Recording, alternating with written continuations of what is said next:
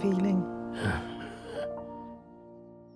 National Lesbian and Gay Survey, Contributor 269, State of Affairs Directive, Supplement A.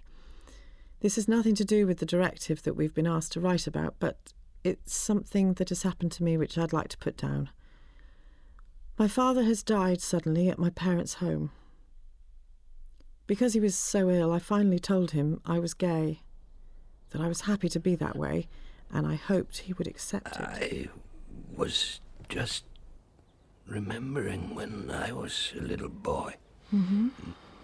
My father told me about his father.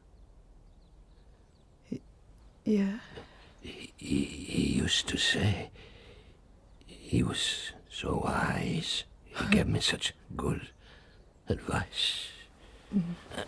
I suppose he meant I'd get the same from him when the time was right. But the time was never right. We spent all our time listening for that knock at the door. And then, as you know, it came. Dad. I'm not very... But maybe I would have been like this anyway, without the shore. You don't have to say anything. The best I can do is to say, do different from me. You will hear the fear, you know. But you don't have to listen to it. I'm still trying to accept the fact that he is gone. But I'm also eternally grateful that I did take that risk, and that when he died, my father knew me and I knew him, and that we loved each other and got close enough to tell each other. That's the problem with biographies. The last chapter tends not to be packed with giggles. There's always a lot of death in the last episode of a Radio 4 drama, and we've known from the start that it's the early 90s, and our other protagonist, Ken, the man who had set up the survey, has AIDS. So, I was leaving his hospital room. It had been a farcical visit. He'd called me to say that he was in a lot of pain, and he thought that if I brought his special cushion from his flat, that might help his back. So I finished work early, cycled to his room in Maida Vale, then cycled all the way to Chelsea and Westminster Hospital with this huge cushion strapped on my back, and walked into his room presenting it with pride. And as soon as I saw his face, I knew. Wrong cushion? Wrong cushion. You are so sweet, and sometimes a little bit useless. It nearly killed me getting this here. Sorry, I didn't mean it. I refer you to my earlier comments. Sorry. We talked about who knows what. Possibly the week before, when I told one of his visiting famous actress friends that I'd loved her on TV when I was a child. The atmosphere chilled by several degrees. I stayed late. He needed things doing. He was estranged from his family by then. He liked friends to entertain him, not help him, and I was officially his buddy. So, as I was leaving, I kissed him on the cheek. I love you. He was shocked.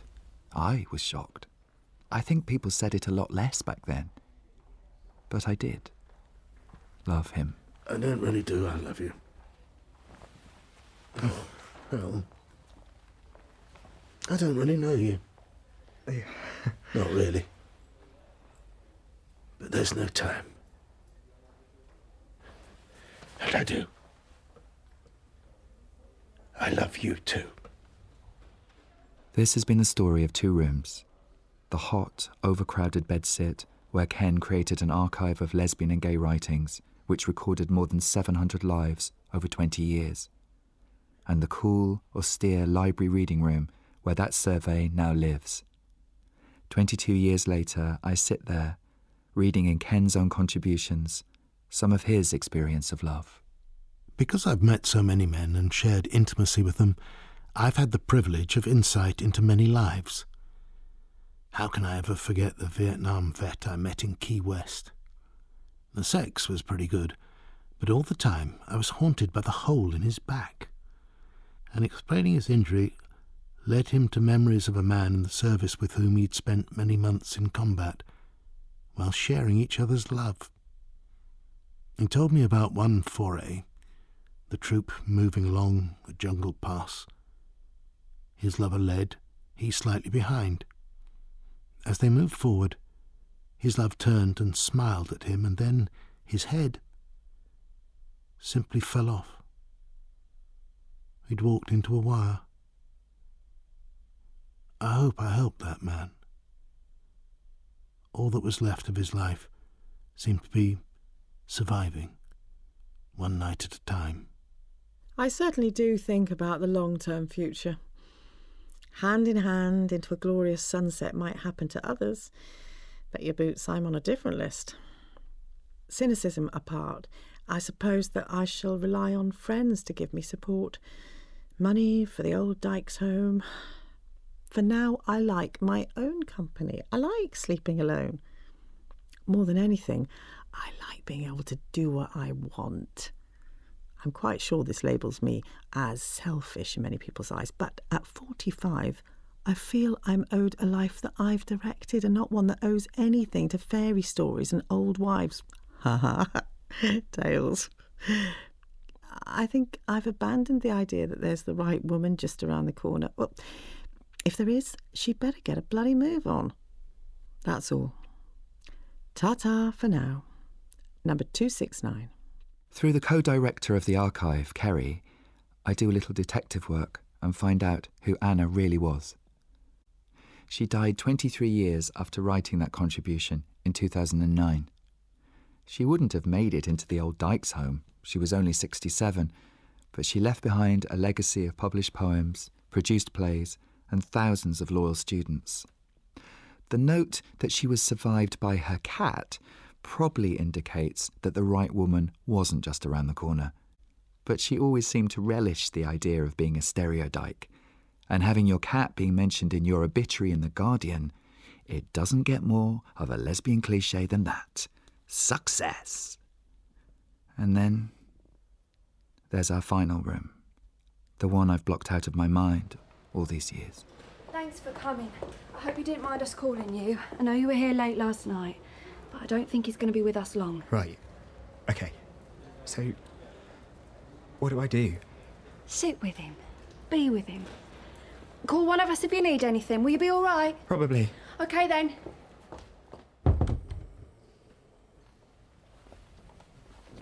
It's me. It's Chris. What are you doing?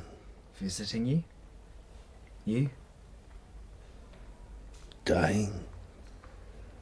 That's pretty much all.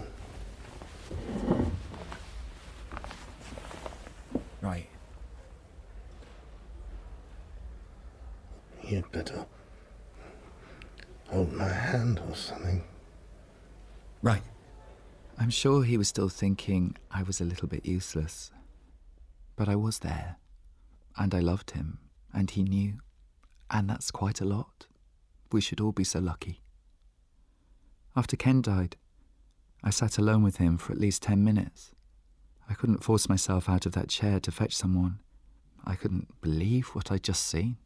I was looking death full in the face, and it didn't terrify me, until it did. Then I scurried away and beckoned the nurse. I beckoned with my finger, walked out into the corridor, looked at her, and beckoned by hooking my finger and wiggling it at her.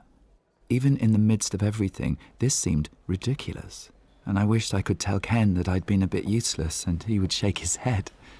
And that's when I cried. It's okay. Well, It's okay. we both cried.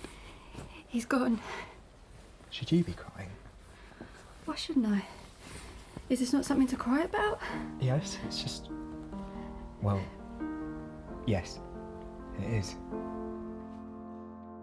A couple of weeks later, I was back in Ken's tiny, cramped bedsit.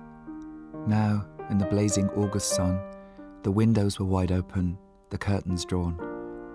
Everything, the shelves of books, the stacks of VHS tapes, the box of dildos, the files and files of papers had all been taken out of it. By me. A life dismantled. You still at it? Yep. Lovejoy in a minute. You ever see that? Not really. It's very jolly. Then it's House of Elliot. Uh-huh. What are you doing with those? Well, he left instructions for everything else, what to do with them. He did? Sure, all his work and a survey and stuff. But not those, eh? I bet you're keeping them, you data. No. Just thought I'd put them in the bin. The key tomorrow, yes? Yes. Or 1 month's rent. Tomorrow. Definitely.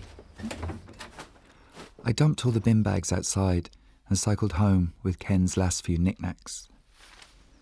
When I came back next morning with a key, the wind had ripped open the bags, and Ken's extensive porn collection was waving in the breeze all along that elegant Edwardian street. Good morning, young man. Ah, you like this?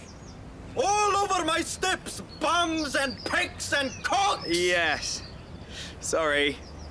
I was a bit slapdash. Ken was the one with his sights set on posterity. He knew that in years to come, the words of the men and women who wrote for the survey would reveal to us how much life has changed. For lesbians and gay men in this country within such a short period of time, this is wonderful. It's no more than the granting of our human rights, but it's still wonderful. I think whoever we fall in love with, we could all reflect on that change. We might need to catch up from time to time, so that none of us slip through the gap between then and now. So those words, preserved on badly typed manuscript paper, lovingly catalogued, remind us all that the everyday, ordinary lived experience is intensely political, sometimes wonderful, sometimes just a little bit useless, and always important. Feed the cat, brush her, pop out quickly to the yard and water a few pots, set the alarm, get the piss pot. Good night to the cat, give her a few treats. Lock the bedroom door, check the phone is on, light out, and try to sleep. The experience of love, no matter how short, is what I pray to God for.